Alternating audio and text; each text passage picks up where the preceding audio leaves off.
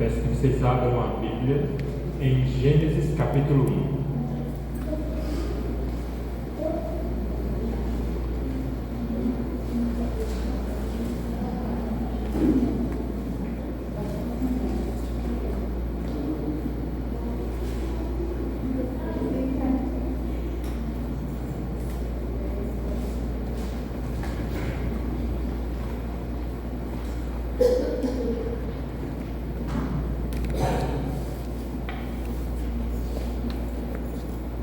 Gênesis capítulo 1, versículo 1.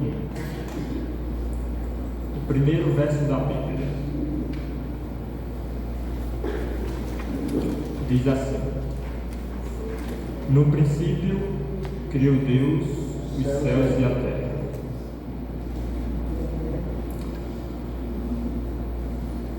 O primeiro verso da Bíblia, que é esse, no princípio Deus criou os céus e a terra, ele já está contra o que é dito hoje. O evolucionismo, os grandes cientistas ateus, eles dizem que a evolução criou tudo. Mas a Bíblia já começa dizendo que foi Deus que criou tudo. Já temos aqui, no primeiro verso, uma luta entre Deus e o mundo, entre Deus e o homem.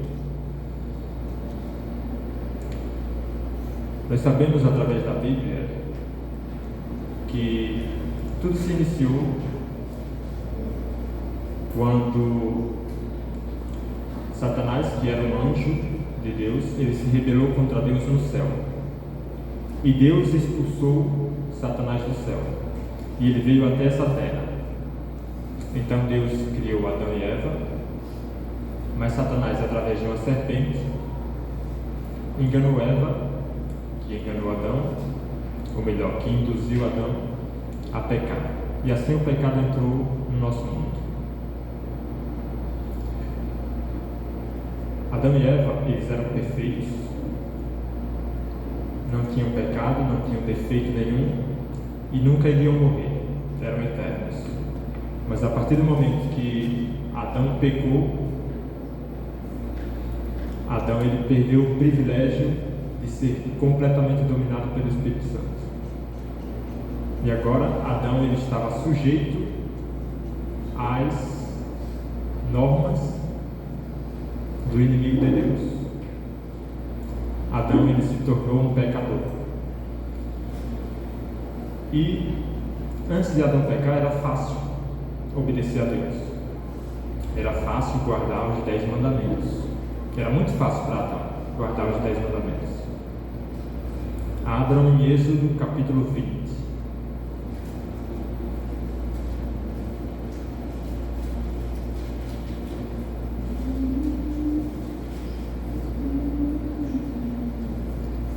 Êxodo capítulo 20. Aí nós encontramos os 10 mandamentos de Deus para o homem. Os mandamentos eternos que antes do pecado no mundo era muito fácil para Adão e Eva guardarem esses mandamentos. E até hoje os anjos, eles guardam os mandamentos de Deus. Por quê? Porque eles não são pecadores, eles não pecaram. Então para eles é muito fácil guardar os mandamentos. Primeiro mandamento, versículo 1. Então Deus falou todas estas palavras: Eu sou o Senhor, seu Deus, que te tirei da terra do Egito, da casa da servidão. Verso 3, primeiro mandamento: Não tenha outros deuses diante de mim. Então Deus está nos dizendo: vocês não podem ter outros deuses, porque só eu sou Deus. Segundo mandamento, verso 4: Não faça para você nenhuma imagem de escultura. Não devemos ter imagens de escultura para adorar como se fosse Deus, ou como uma representação de Deus. Terceiro mandamento, verso 7: Não tome o nome do Senhor teu Deus em vão, porque o Senhor não terá por inocente o que tomar o seu nome em vão. Deus ele é santo, nós somos impuros, nós não podemos falar o nome de Deus em vão. Verso 8: Lembra-te do dia de sábado para o santificar. 6 dias você trabalhará e fará toda a sua obra, mas o 7º dia é o sábado dedicado ao Senhor seu Deus. não faça nenhum trabalho nesse dia, nem você, nem o seu filho, nem a sua filha, nem o seu servo, nem a sua serva, nem o seu animal, nem o estrangeiro nas tuas portas para dentro. Por quê? Por que foi que Deus nos deu o sábado? Qual é o motivo? Para que Deus nos deu o sábado? Por quê? Será que Deus deu o sábado só para nos incomodar? Para a gente ter que ficar sem trabalhar no dia de sábado? Por que Deus deu o sábado? Por quê? Será que alguém teria a resposta? A gente não precisa responder, a Bíblia ela responde o porquê de Deus ter dado o sábado. Ou seja, Deus, através da própria Bíblia, seja católica, seja Bíblia evangélica, não importa, toda a Bíblia vai dizer a mesma coisa. Por que Deus deu o sábado a gente? Por quê? Verso 11, ele explica por que Deus deu o sábado. E ele diz assim: porque em 6 dias o Senhor fez o céu e a terra, o mar e tudo que neles há, e ao 7º dia descansou. Por isso o Senhor abençoou o dia de sábado e o santificou. Por que Deus deu o sábado?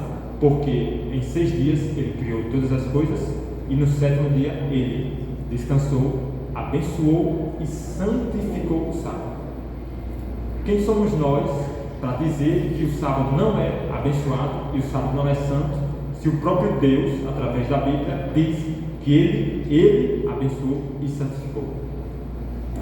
Para que nós pudéssemos lembrar que foi Ele que criou os céus, a terra, o mar e tudo que neles há. Basicamente Deus está dizendo assim: guarde o sábado como memorial. Como memorial que você está mostrando que você acredita que fui eu sim, Deus, que criei todas as coisas e abençoei o sábado e o santifiquei. Quando nós completamos aniversário, as pessoas elas vêm nos dar os parabéns, né? No dia do nosso aniversário. E todo sábado a gente comemora também um aniversário. Todo sábado a gente comemora a criação de Deus. Deus, Ele é o Criador. É como se Deus estivesse sempre completando o ano a cada 7 dias. Todo sábado nós estamos lembrando que Deus, Ele é o Criador. Assim como a gente lembra uma vez por ano que fulano de tal nasceu naquela data. Então a gente comemora sempre no sábado que Deus, Ele criou todas as coisas. Esse é o mandamento que Deus nos deixou. 5º mandamento: honre seu pai e a sua mãe, para que você tenha uma longa vida na terra que o Senhor teu Deus te dá. 6º mandamento, verso 13: não matarás. 7º, não cometa adultério. 8º, não furte, não furtarás, não roubarás. 9º mandamento: não dê falso testemunho contra o seu próximo, ou seja, não minta para ninguém, não faça nada enganoso que prejudique alguém. E o 10º mandamento: não cobice a casa do seu próximo, não cobice a mulher do seu próximo, ou seja, não deseje, nem deseje seu servo, nem a sua serva, nem o seu boi, nem o seu jumento, nem coisa alguma que pertença ao seu próximo. Antes de Adão e Eva pecarem, eles eram santos, puros, eram guiados pelo Espírito Santo. Quando eles pecaram, eles ficaram nas mãos do pecado. Agora eles eram falhos e começaram a envelhecer até morrer, como nós somos hoje, pecadores. Então nós envelhecemos e morremos. Mas antes do pecado não era assim. E antes do pecado era fácil guardar os mandamentos de Deus, porque eram puros, santos, eram guiados pelo Espírito Santo. Depois que veio o pecado, surgiu uma outra lei dentro de nós, que é a lei do pecado. Essa lei do pecado que há em nós, ela luta, ela batalha contra a lei de Deus, porque nós temos o desejo de fazer aquilo que é certo pela lei de Deus, mas encontramos em nossos membros, em nosso corpo carnal, nossos desejos carnais, e nós sempre estamos pecando, fazendo a vontade do nosso eu, da nossa mente carnal, da nossa mente pecaminosa.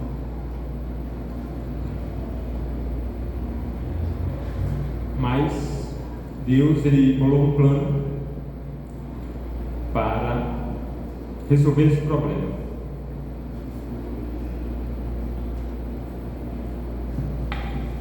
Romanos, vocês podem abrir, capítulo 7.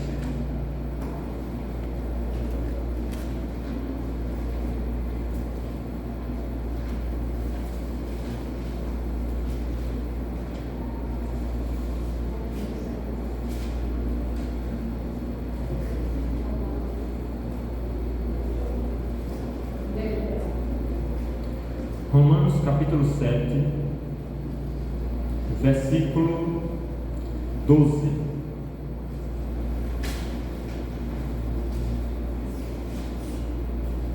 Romanos capítulo 7, verso 12.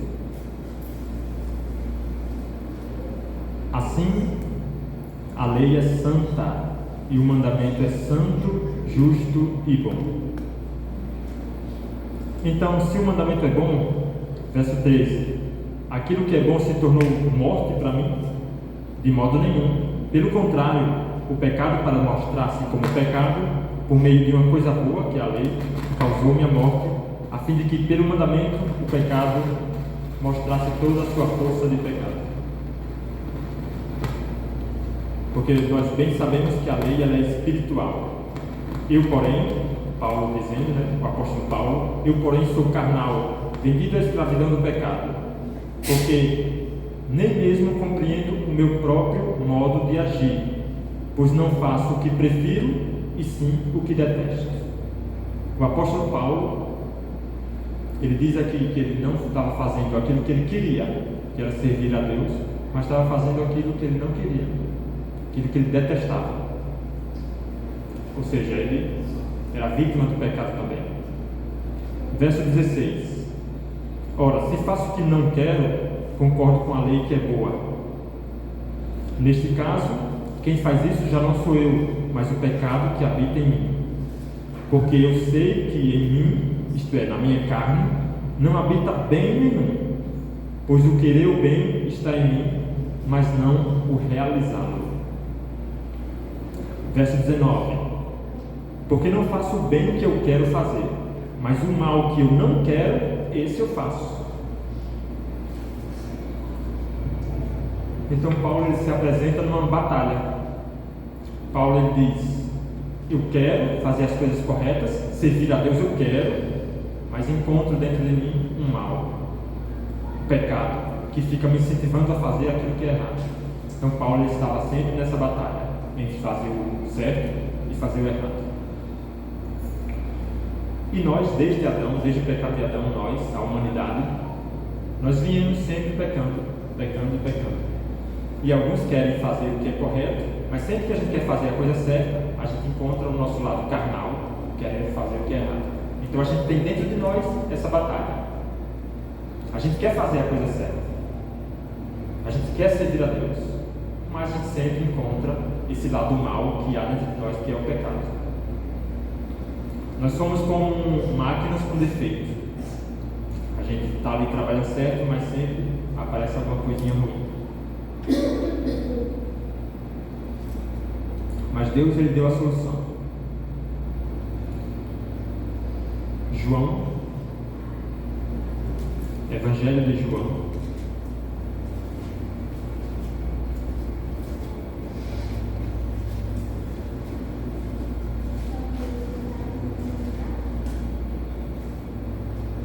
João capítulo 3.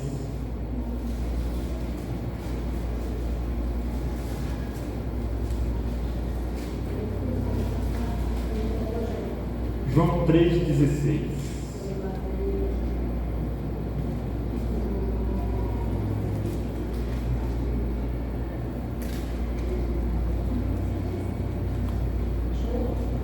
João 3, verso 16. Diz assim: porque Deus amou o mundo de tal maneira que deu o seu Filho unigênito, para que todo aquele que nele crê não pereça, mas tenha a vida eterna. Deus ele viu que para nós seria impossível guardar a lei. Impossível. Nós somos pecadores. Então Deus ele mandou Jesus vir ao mundo, o Filho de Deus e o próprio Deus ao mesmo tempo. O próprio Deus, em forma de Jesus Cristo, ele veio ao mundo em forma humana para se sacrificar por cada um de nós. Jesus ele veio, viveu nesse mundo e não pecou.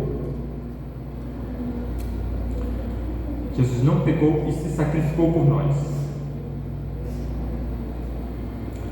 Então Jesus ele faz uma troca. Se Adão pecou e através do pecado de Adão o pecado veio sobre todos nós, Jesus ele não pecou, mas morreu. E quando Jesus ressuscita, ele traz a ressurreição para cada um de nós. Se por meio de Adão o pecado atingiu todos nós, por meio da ressurreição de Jesus, a salvação ela atinge cada um de nós. E mesmo depois da morte de Jesus, esse mundo continua andando, continua caminhando. Mas nós sabemos, através do livro de Apocalipse, vocês podem abrir,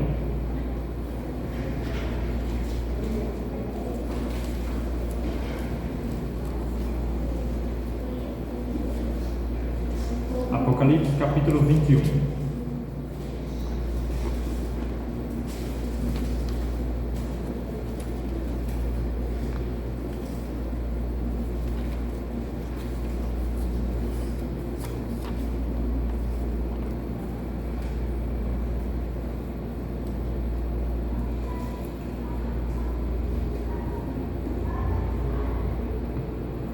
Apocalipse capítulo 21.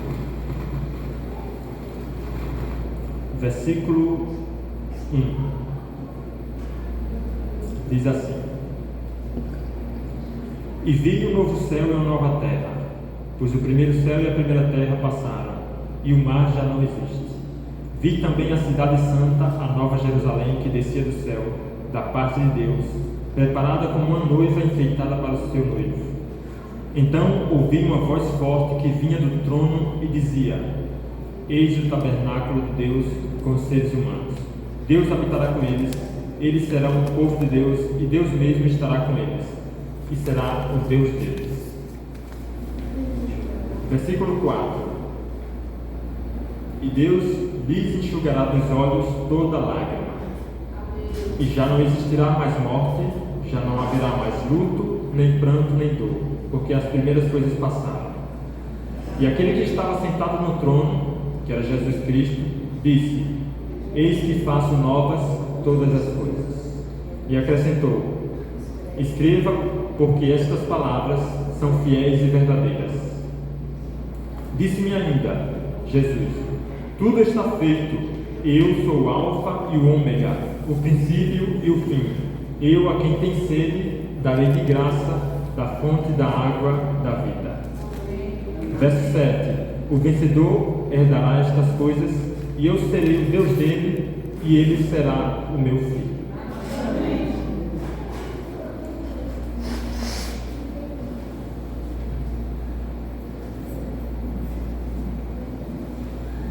Nós hoje somos incapazes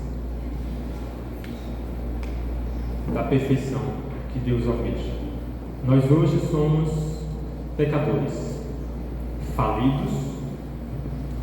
Como Paulo diz, queremos fazer o certo e não conseguimos.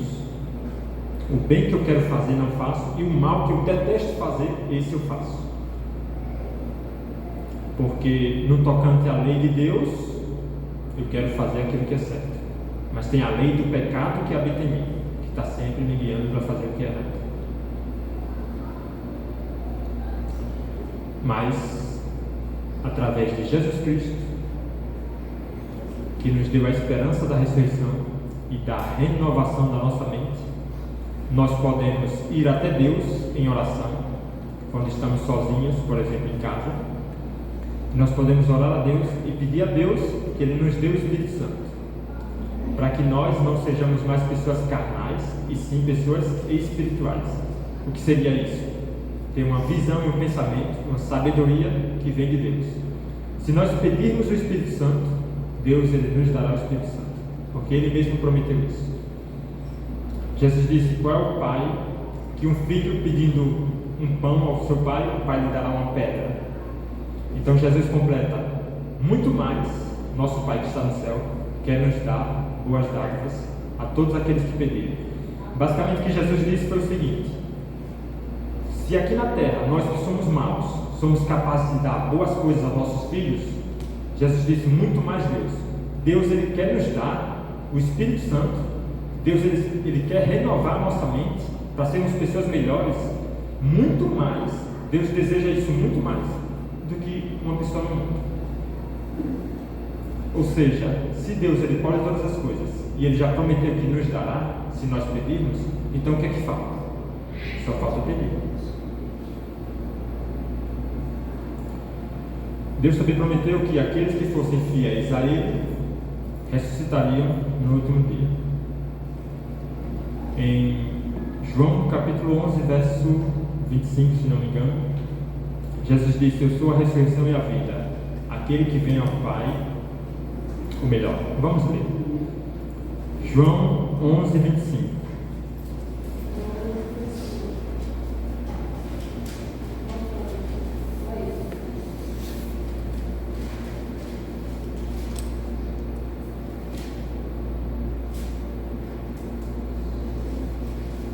João, capítulo 11,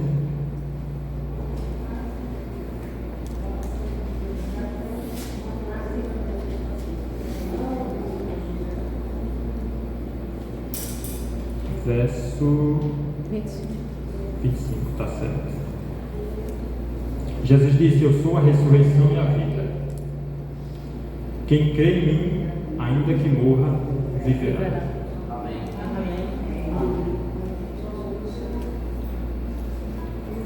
E em 1 Coríntios 2, verso 9 diz: nem olhos viram, nem ouvidos ouviram, nem jamais penetrou em coração humano o que Deus tem preparado para aqueles que o amam. Amém. E assim como eu iniciei em Gênesis, verso 1, capítulo 1, vamos finalizar agora em Apocalipse, capítulo 22,